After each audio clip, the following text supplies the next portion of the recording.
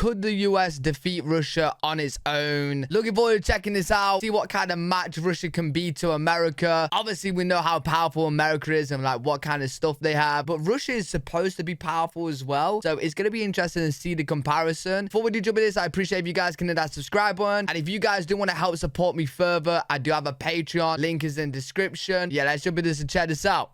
The United States would absolutely decimate Russia if war broke out between the two nations. Oh, okay, video done. That's the opinion of David Petraeus, a former CIA director and 4-star army general who says that Russia launching a nuke in Ukraine would lead to the US stomping Putin into submission. Yo, there's some crazy words, bro.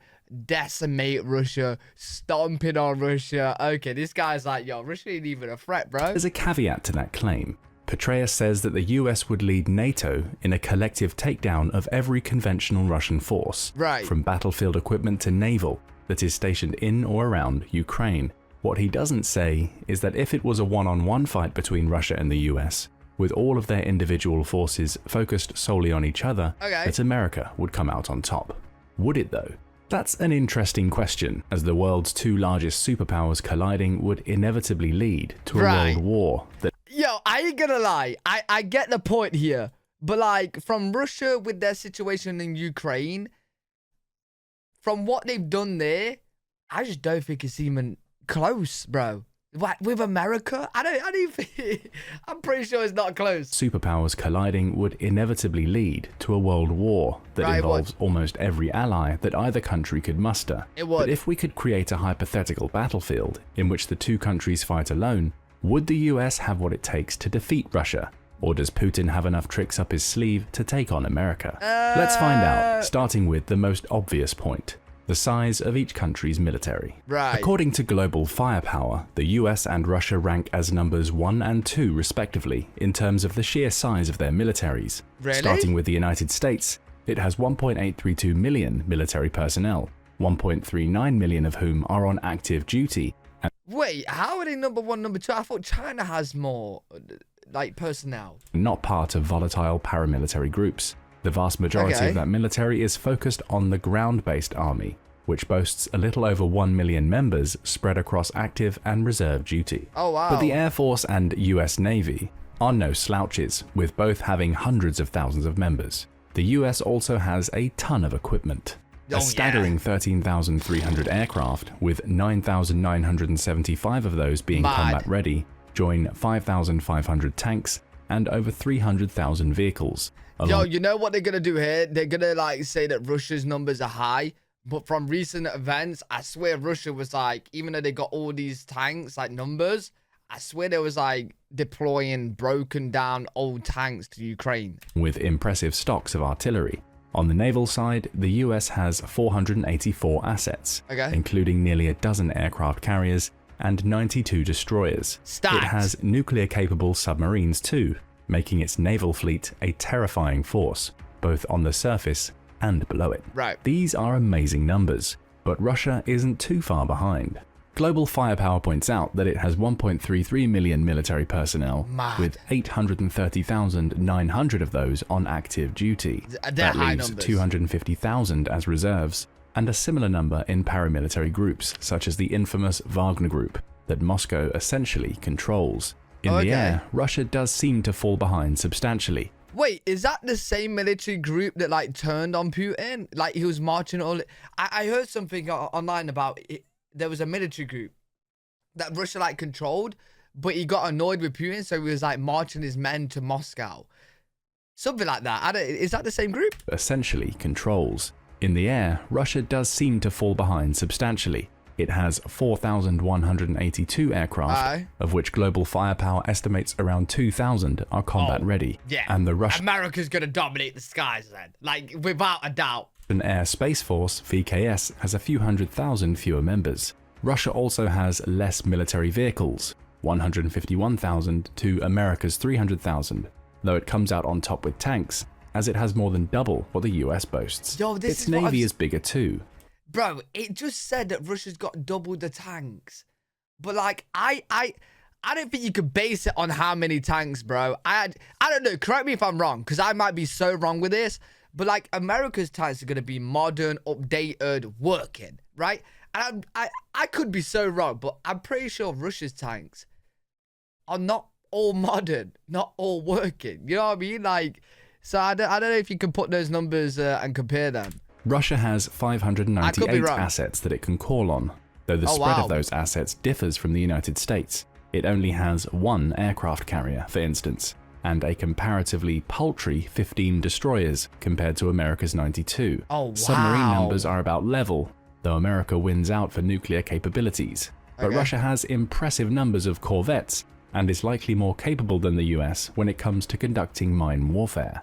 If war were won on pure numbers alone, the US would be the clear victor. It has more of almost everything from personnel to equipment, and even in the naval area, where it lags behind, you could argue that America's focus on more attacking vessels gives it an advantage. But sheer numbers alone don't win wars. Both the US and Russia can tell you that. Right, yeah, that's facts. Numbers alone don't win wars. It comes down to experience as well. But like, yo, America's very, very, very well trained, right? And Russia, I keep saying like recent events, but Russia, the men are like abandoning, they're leaving, they're not that well trained, they're like kind of like forcing away. See, so, yo, I don't think they're even close to a match for America, I ain't gonna lie. If each found it difficult to win wars against much smaller countries, as we saw clearly in Vietnam and are currently seeing in Ukraine. So pure military might isn't the measuring stick for a Oh wait, America struggled in Vietnam?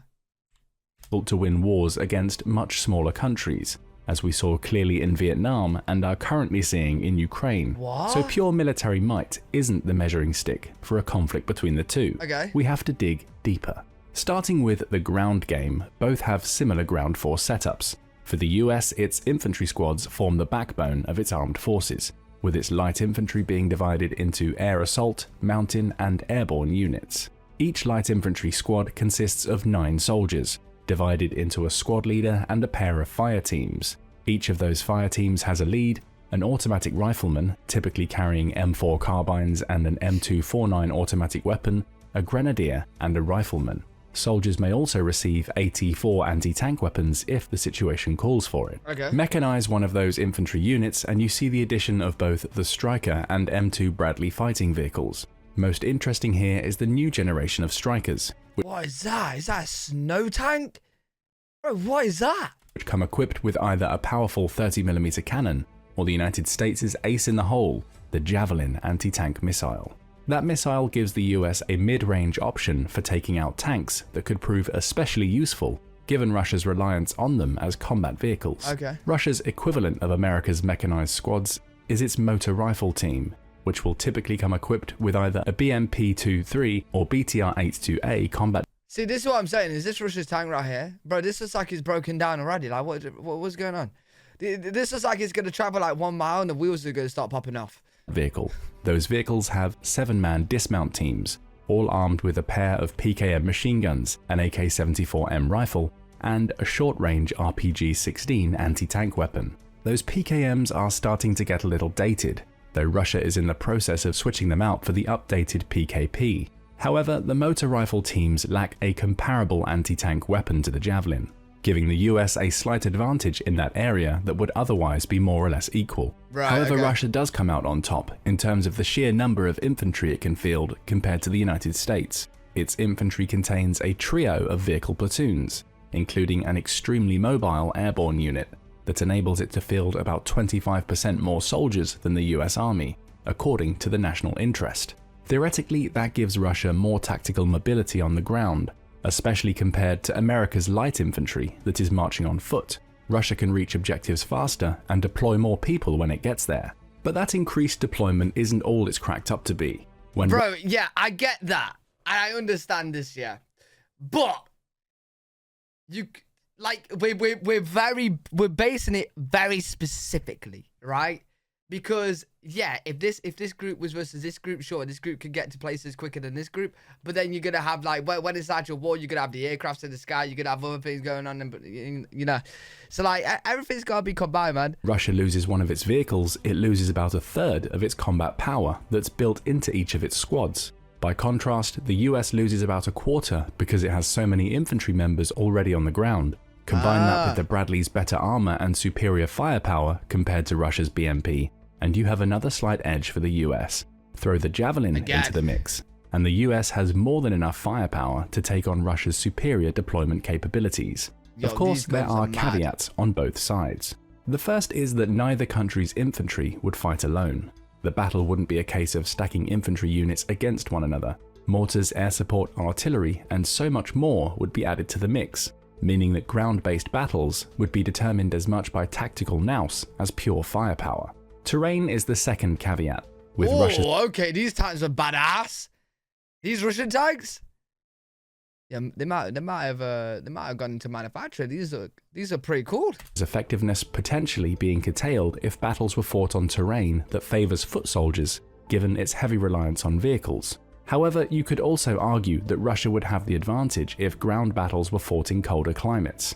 And of course, each would have a home field advantage of knowing their territory if the war encroached into their own country. Right. To be fair, yeah, it would most likely be fought, like let's say this was going to happen, it would most likely be fought in Russia. Because America would not want a war in America, right? And to be, yeah, you probably wouldn't even be able to get there, right? So it would have to be fought.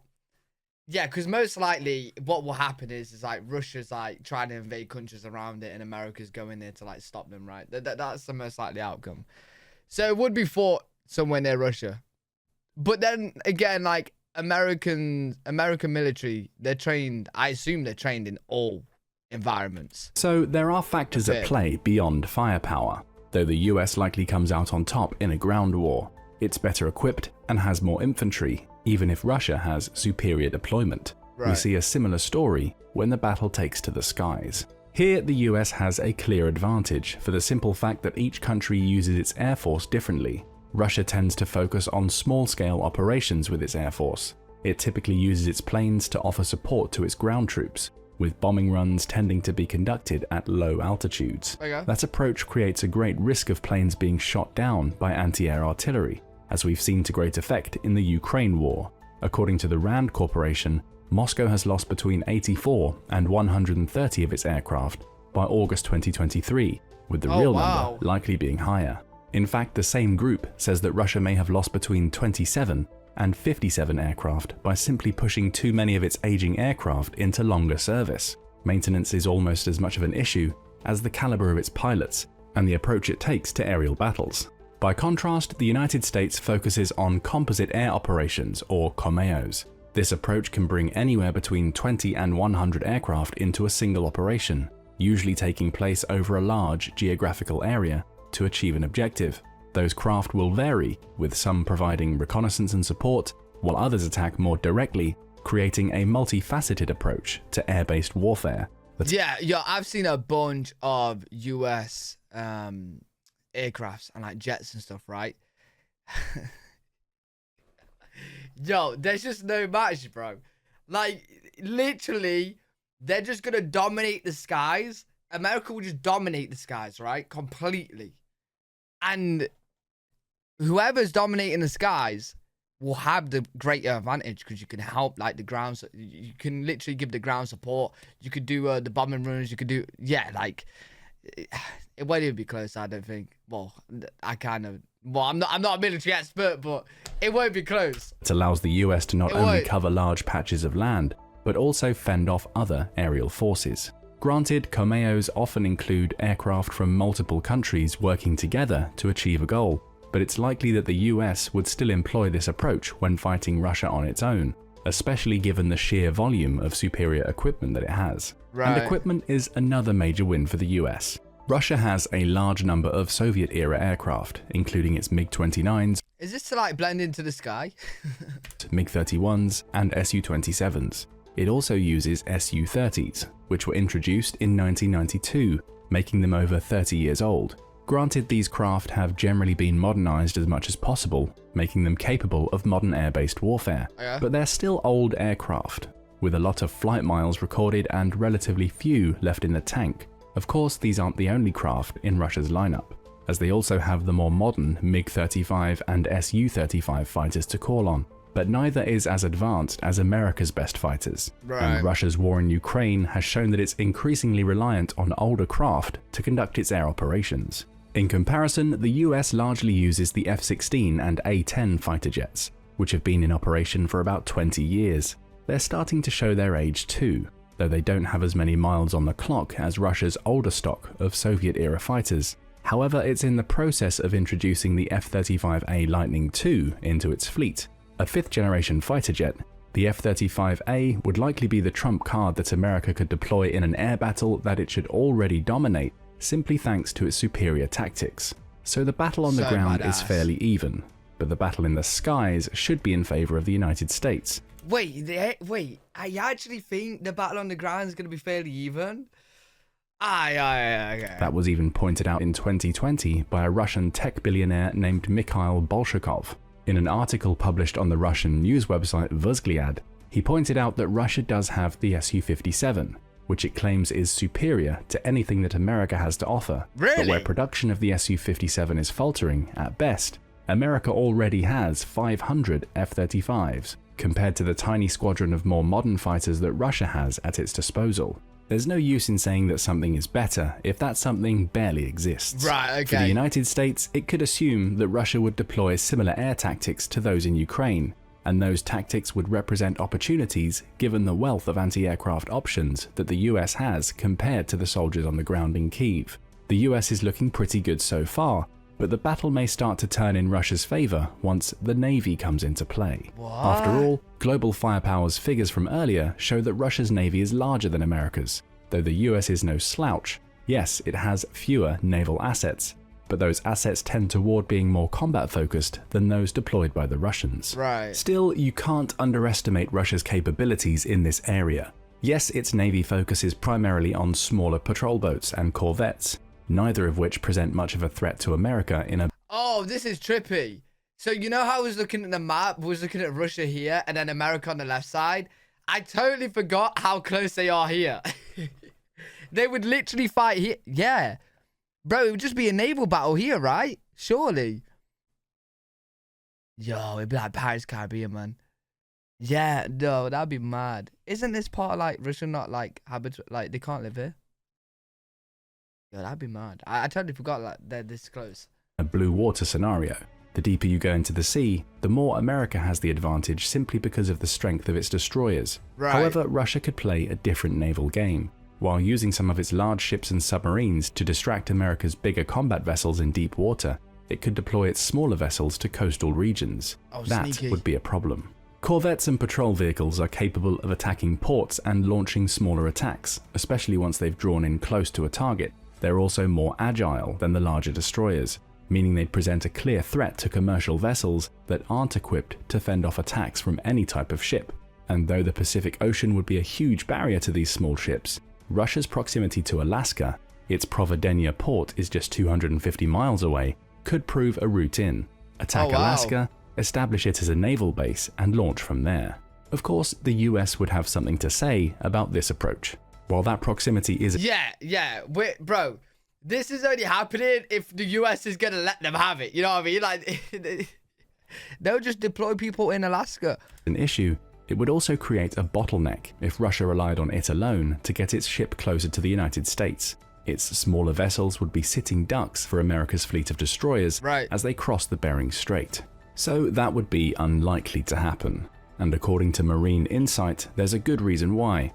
As with its air force, Russia takes a different approach to the United States with its naval forces. Russia is all about strategic deterrence. It uses its navy primarily to keep others away from Russian territory rather than to actively attack in deeper seas. That's not to say it's incapable of blue water combat. It's just not as capable as the US, which would make using its navy to prevent America from landing in Russia via sea a smarter strategy. The United States, by contrast, relies on power projection and is much more likely to deploy its navy into deep waters to combat Russia. It could also use its fleet as launching points for the Air Force's Kolmeister attacks, get one of its dozen or so aircraft carriers in close, and American fighter pilots could take to the skies to attack Russian ports or even conduct simple reconnaissance. The only area where the two countries are approximately equal is in nuclear-powered submarine capabilities, and it's here that Russia could claw back some ground. According to Newsweek, Putin has been improving Russia's underwater capabilities for years, with the crown jewels of that fleet being the Imperator Alexander III and the Krasnoyarsk. The former is capable of carrying up to 16 of Russia's Bulava intercontinental ballistic missiles, ICBMs, giving it the ability to launch heavy attacks from deep waters onto US territory. See, submarines, right? That will be the problem. Because are they easy to detect or nah? Putin has been bullish about his subs too, having said in December that he'll be commissioning more nuclear submarines in the future to ensure Russia's security for decades to come. Oh wow. Of course, the US is no slouch in the nuclear submarine department. All four of its main operation classes of subs, the Virginia, Ohio, Los Angeles, and Seawolf, are all nuclear powered, and in the case of the Ohio class, the US has 14 submarines that are capable of launching ICBMs of their own, according to the Nuclear Threat Initiative. So a naval battle between Russia and the US might come down to where that battle takes place. Deep sea battles seem to favor the US, where more coastal conflicts may be the domain of Russia. Still, the US might have a slight advantage here, simply because it has more aircraft carriers, creating the possibility of better cooperation between its Navy and Air Force. Yeah, like, bro, since they got more aircraft carriers and more aircraft, they would just overwhelm them. And just, yeah, they just blow them up. They would just overwhelm them. But none of that matters if either country runs out of arms. Assuming the battle between the US and Russia becomes a war of attrition, which is likely, barring one potential outcome that we'll get to in a moment, keeping troops stocked up will be essential. Every destroyed vehicle, sunken ship, and destroyed fighter plane will take its toll, with near constant military production likely being essential. Not to mention all the ammunition and small arms that would be needed for ground combat. I feel like in this situation, America would also be better off, right? I feel like America will be quicker to repair things, make things, and get them back out there than Russia will. Right now, the US stands apart in the arms production race, at least in terms of producing weapons for other countries. According to Axiom, the US produced 40% of the world's arms exports between 2018 and 2022. Yo, there we go! In addition to keeping its own military well stocked. That's leagues ahead of Russia. Though still in second place, it only accounted for 16% of exports during the same period. Of course, the caveat to these figures is that Russia is engaged in a war with Ukraine right now. It's not selling as many weapons because its own forces need them to fight that war, so it's no shock that the US has leaped further ahead. But further is the key term here. Even before the war in Ukraine, the United States sold and produced more weapons. Between 2013 and 17, the US accounted for 33% of all weapons exports, with Russia hitting 22%. Closer for sure, but there was still a considerable gap there. I want to ask what this is because I've just seen it loads. What is the red thing and the yellow things attached here? The US accounted for 33%. Is that so nothing will come out of all it? Surely not though, right? Wait, yeah, it's like a lock. All weapons exports, with Russia hitting 22%. Closer for sure. But what's the point of that? Because like, if you did accidentally shoot, would it just hit that and just like kind of explode? But what is the point of this? But there was still a considerable gap there.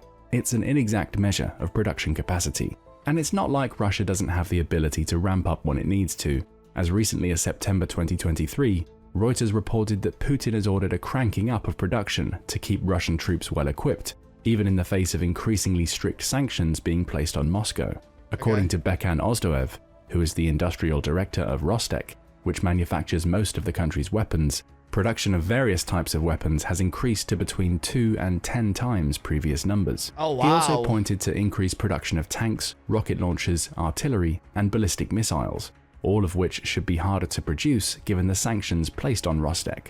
Even the United States Treasury recognizes how important Rostec is to Russia, dubbing it the cornerstone of Russia's defense, industrial, technological, and manufacturing sectors. With Rostec firing on all cylinders, Russia would be able to keep pumping out weapons simply because it's a state-controlled corporation that Moscow ultimately controls. Wow. The US doesn't have that luxury. Its weapons come from private companies that are under government contracts. If Russia were to really fire on all cylinders with its weapon production, could the US match it, or would it get wrapped up in bureaucratic red tape and contract negotiations that could delay its weapons production? It's hard to say, but ultimately the production lines won't matter if either country launches the biggest weapons in their arsenal. What on earth is this? What on earth is this? The nukes. Russia and the US lead. Oh, is that like a nuke container? Country launches the biggest weapons in their arsenal. Yo, if you start launching nukes, we're all doomed. The nukes. Russia and the US lead the way in nuclear weapons, and it's not even close. According to the Arms Control Association, ACA, Russia has an estimated 5,889 nukes to America's 5,244, giving it a slight edge. Of those nukes, Russia has strategically deployed 1,549 of them, while the United States has 1,410 ready to go. The reality is that Russia having a slight edge in numbers here is ultimately meaningless. Both countries have more than enough nuclear weapons to destroy the other many times over, meaning mutually assured destruction would come to fruition if either was brave or stupid enough to launch. Still, there is an element that might tip the balance in Russia's favor from the nuclear perspective: the RS-28 Sarmat. Dubbed the Satan II by some military experts, the Sarmat missile system entered combat duty in September 2023 and can launch nuclear warheads further than any ICBM of its kind.